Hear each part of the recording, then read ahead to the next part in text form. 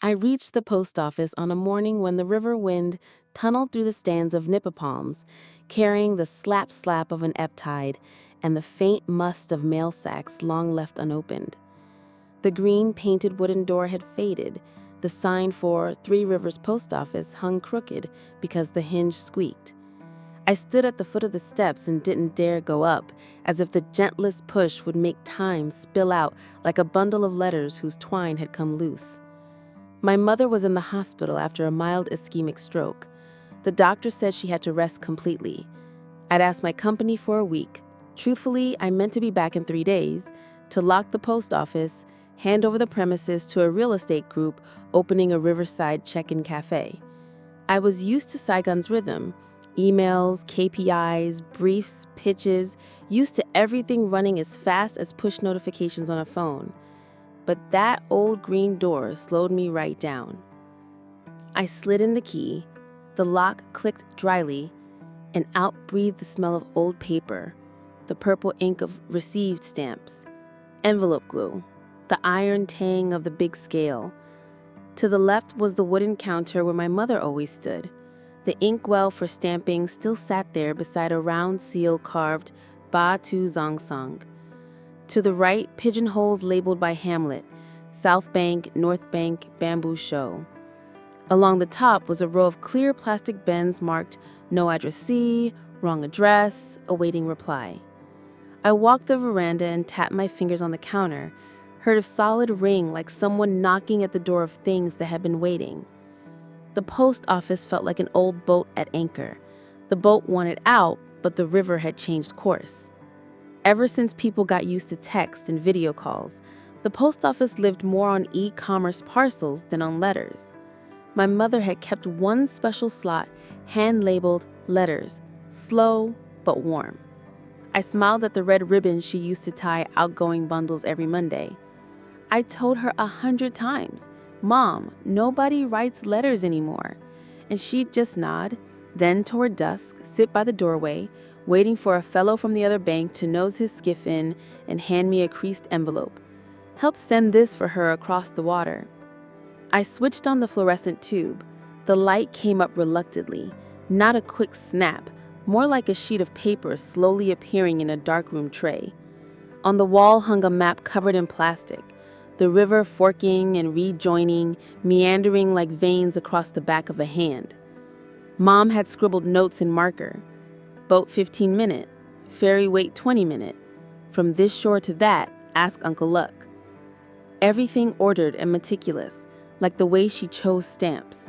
A stork stamp for letters going far, a yellow flamboyant blossom for apologies, a snakehead fish for checking in on flood season. She had her logic, and folks believed her. No one ever argued stamps with my mother. I pulled out a chair. The plank underfoot creaked like it was complaining about what I was about to do. Clear out, close up, hang the key on a nail. I thought of the new lease, the compensation, decent enough, and how moving my mother to Auntie's place in town would be easier on her. I drafted the email. All it needed was send, but my hand wouldn't press. It tilted toward a brown file stuck in the lowest drawer, labeled Undeliverable, Held. I hauled it out. Inside were dozens of yellowed envelopes, postmark faded, some unopened, some slit and stuffed back in. At the bottom lay a slim oilskin ledger in my mother's hand, returned letters log. I opened it. Page 1, March 12, to Miss Hung, North Bank, no recipient, returned to sender, Miss Liu. Miss Liu said, "Please keep it for me, I don't dare open it." Next page, May 1, to Mr. Vin, the sawmill, address Coconut Landing, unclear, making inquiries. Her handwriting was neat, and at the end of each line she added notes that read like she was talking. Met Miss Hung, fresh perm, smiled, but her eyes wet. I flipped to a dog-eared page and saw my own name. September 9, to Lan, daughter, address Saigon, postman said no one home, returned. Haven't dared to open. I froze. I never knew my mother had written me letters back when I was in Saigon. I was the kind of daughter who replied with emojis, FaceTimed on schedule, sent birthday gifts through an app. But my mother had written me by hand, and I never received them. I dug through the stack. There it was. Man, District 4, A Tower, 8th floor, hand delivery. The postmark a perfect circle. In the top left corner, she'd sketched a small yellow blossom, her habit when stamps ran out. A stubborn little flourish. I opened it. Inside was a single sheet of grid-ruled school paper, her letters slightly tilted. Don't worry about me. When the post office is quiet, I sit and count boats. When I count boats, the river is less lonely. When you're tired, send me a postcard. I'll stick it on the wall so the room can have some wind. I set the letter down, my throat full of river air I couldn't swallow. That afternoon, I took it to the hospital. Mom looked surprised, then smiled. Thought it was lost for good. I asked why she'd written instead of texting. Texts go fast and vanish fast, she said. Letters go slow and perch for a long time. I wrote so that if you were busy, then later when you moved house and opened a box, you could still hear my voice. She spoke and then breathed slow. I held her hand and asked quietly, I'm thinking of closing the post office. What do you think? She turned to the window where a wedge of sunlight was climbing the bed rail. You can close it, she said, but don't leave the letters lying still. I slept at the post office that night, hair tied back, mat unrolled on the floor the way I used to do when I'd keep Mom company while she counted inventory. The door breathed with the wind. I lit a desk lamp and read the returned letters log from first to last. Some entries pricked like a pin in the palm. Miss N's letter to her man at sea, still at sea, returned. Miss N said, let me keep it for a pillow. Little Moon's letter to her father in prison, undeliverable, asked the schoolmaster to read aloud. She nodded. Mr. Howe's letter to Miss Nga, address thatched house. Everyone knows it, everyone hesitates. I closed the book at the first rooster crow, knowing I couldn't write that handover premises email in the morning after all. I started by calling people whose numbers Mom had written. First was Miss Lu, who ran the sundry shop by the embankment. When I called, she paused, then said, You at the post office? I'm coming. She arrived in a pith helmet and a faded indigo tee, plastic sandals worn to the heel. I handed her the envelope addressed to Miss Hung, North Bank. She cradled it against her chest like a stray bird.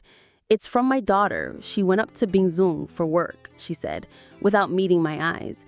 When she left, she was mad, said don't force me to marry. She sent the letter via Miss Hung, but Miss Hung moved, so it came back here. I didn't dare open it, but today I will. She sat on the step and peeled the flap up with a thumbnail. Inside, Ma, I'm okay. I worked night shifts. I miss the river smell. I miss braised fish. Don't be mad. When I'm back, I'll take you to the Gangor longboat races. Miss Lu smiled, then cried without a sound. I handed her a box of tissues. She wiped her face and smiled again. Thank you, dear. Let me leave it here for one night. Tomorrow I'll take it home. I want it to sleep where it passed through. After her came Mr. Howe, then Miss N, then Master Hui. Everyone had a letter that hadn't quite arrived, a letter they hadn't dared open, a name that knotted the gut just to hear. I realized my mother had been doing something someone very good at hitting mute notifications whenever tired, had never done, keeping a place for people to arrive late and still arrive. And then it came to me. If the storeroom held more like these, and if folks had stopped listening for a postman's knock, I would host a return of old letters night. I hand-lettered a big notice for the door. Saturday afternoon, returning old letters. Bring anything not yet read, not yet sent, didn't dare open. Come read together. No filming, just listening. I took a photo and posted it in the neighborhood group. All Friday, I dusted shelves, wiped each envelope clean, taped up torn flaps. Kai, the right-hail kid who used to help me at the open-air cinema, showed up to lend a hand. He grinned, "New job again, sis?" I laughed, still the same trade, delivering. By Saturday, the yard was as crowded as a market day. I laid out mats, set a pot of tea, strung a strand of warm bulbs. On the counter, I placed Mom's little brass bell. When someone finished reading, they could ring it once, like a received stamp. People came, hesitant, then sat. First was old Mrs. Bai, the ferrywoman, clutching a battered envelope. "My husband sent this from the border post. I've opened it and read it to shreds, but I want to read it here." Her voice was surprisingly steady. "Bai, it's cold. I eat fine. Don't wait too long at the landing. There's fog. Fog chills a person. In the fog, I see your shadow." The bell chimed clear. Then a boy. "I don't have a letter. I want to write one. To my dad in prison. I want the snakehead stamp." He gave me paper and the fish stamp. He bent over, wrote, then looked up. "Can I stick the stamp on crooked?" I said, "You can, as long as you send it." By nightfall, people still hadn't left. River wind was soft and cool. I put on a tiny speaker with a little chamber music. Auntie brought Mom over. She sat on a low stool, one hand on her cane, watching the crowd like an old teacher taking attendance. When anyone read, she nodded gently, the nod of a slow oar. I read the letter she'd written me, the one about don't worry, about counting boats. Everyone was quiet. The bell chimed again. Someone turned their face aside. From a corner, a man stood, hair salted more than peppered, holding a very thin envelope. He introduced himself as Ngok, the developer rep I'd worked with back on the Iron Bridge project.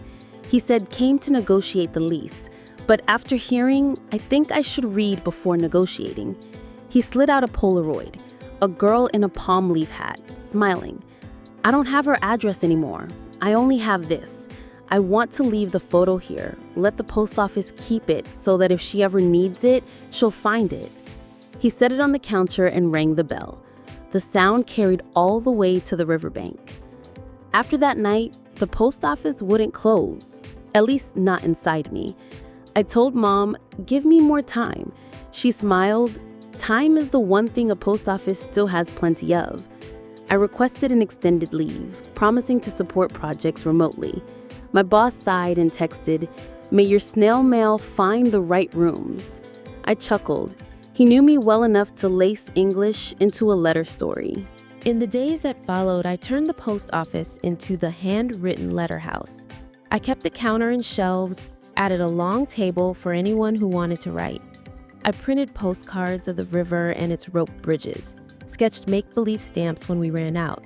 I put out a neighborhood mailbox, drop it in, and I deliver by bicycle in the evening. I pedaled routes I hadn't taken except by motorbike in years. Lumpy lanes, shallow rises, the smell of neem leaves falling. Kids yelled, "Mail lady." I laughed, "Mail heart." I delivered to Mrs. Bai, to Ms. Lu's stall, to Mr. Ving's sawmill, to Miss N at the ferry. Each house accepted an envelope with both hands, as if taking a fresh bowl of rice. Not every day was gentle. A man barged in and slammed the counter, threatening to sue because my letter was opened. I sat him down and poured tea. "We don't open letters," I said. "Sometimes old envelopes soften and split." He growled for a while, then softened when he noticed the "leave your old letters for others" box. He took a worn letter from his pocket. My mother's letter. He placed it in the box and rang the bell. I understood. Some anger only covers a hurt that doesn't know where to sit. One noon, as I stamped "received" across a pile of utility slips, a young woman in work overalls lingered at the door. I waved her in. She set a small bundle on the counter, scraps torn from a notebook, written neatly. "Ms. Lan, please send these slow messages for me. One to myself 5 years ago, one to myself a year from now, one to my ex, one to the father who left. I don't need the post office to mail them, just keep them for 3 months. Then I'll come back and read." I nodded. "We'll keep them." I took a little wooden box labeled "Read Later," tucked the bundle in, sealed it, and we both signed. I remembered my mother's returned letters log. Turns out there are letters to others and letters to the future, to the past, to one's own heart. I also began gathering our old stamps. One stork stamp had printed off center. Mom meant to toss it. I saved it, pinned it to the board, and captioned, "Off center, but still flies straight." The yellow blossom stamp I captioned, "Apology stamp. Stick it where you want to soften." People read, grinned, then picked stamps like condiments. The kids adored the snake head woast. "This fish stamp makes letters go fast." "Snakeheads swim upstream," I said. "Letters do too." They nodded as if they grasped the whole of life. Ngup came back one day, no tie, on a motorbike. The company agreed to a 3-month extension to see if the handwritten letter house can survive, he said. "After that, we'll have to talk." I thanked him and invited him to stay for letters at dusk. He sat in the back, quiet as a comma. Leaving, he handed me a card. "If you need to redo the roof with new material but keep the old lines, call me. I want to help. No labor fee." I pinned his card on the board and wrote beneath it, "Even people of blueprints have hearts." The rains arrived earlier than usual. The ferry bumped the landing again and again, loading people and bikes to one side. The post office smelled damp. I brushed on a light coat of paint and patched a leak with a scrap of tin. Kay hung extra warm bulbs so our evening readings wouldn't expire with the light. I dug out Mom's old cassette of the team singing the mail carrier song and played it each morning when I opened. The old chorus made the wooden floor hum like a string. Mom grew stronger. She started coming every morning, sitting behind the counter, sorting stamps, teaching kids how to stick without warping. She had her own little lesson. Don't stick too close to the edge. Leave a place for fingers to hold without covering the stamp. Don't stick in the middle so a kiss on the envelope doesn't land on the stamp. Tilt it a bit so the letter isn't too serious. The kids laughed, so did the adults. I watched her and understood that as soon as we gave each other time, time gave us back a different mother, softer and steadier. One afternoon, a stranger arrived. Checkered shirt, ball cap, carrying a film camera. He introduced himself as Loy, once with the traveling circus. He said there used to be a fellow Min who played guitar, shot rain like nobody else. He left a reel with someone, said when a woman named Ha shows up, give it to her. I started at my own name, I am Ha. He handed me a small 16mm reel. I didn't have a projector at the post office, but I knew I had to keep it like a letter posted so late, it looped around lifetimes. I set the reel in the glass case beside the read later letters and labeled it Seasons Turning, awaiting the addressee. People stopped to read, asked me the story, and I told it. Each telling laid a new beat somewhere in the post office that matched my own pulse. Slower, truer. By the end of the rains, the handwritten letter house had found its schedule. Mornings for incoming mail and parcels, late afternoons for neighborhood deliveries, dusk for old letters, Friday night for read later. I carved a small wooden sign. Don't let letters lie still too long. Everyone passing would touch it. Some touched and laughed, cool to the touch. Some touched and misted, cold to the hand. I understood. Every touch was a sentence waiting its turn. The 3-month extension was almost up when Gok asked me to come to the county office. I printed a report, a grand word for a sheaf of stories.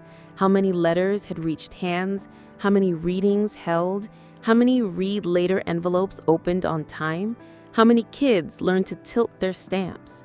I added a note on impact, neighbors talking again, folks far away calling to ask if the post office was still open, a child who trusted us with a strange feather found in a storm. When he read his letter to himself later, we would return the feather.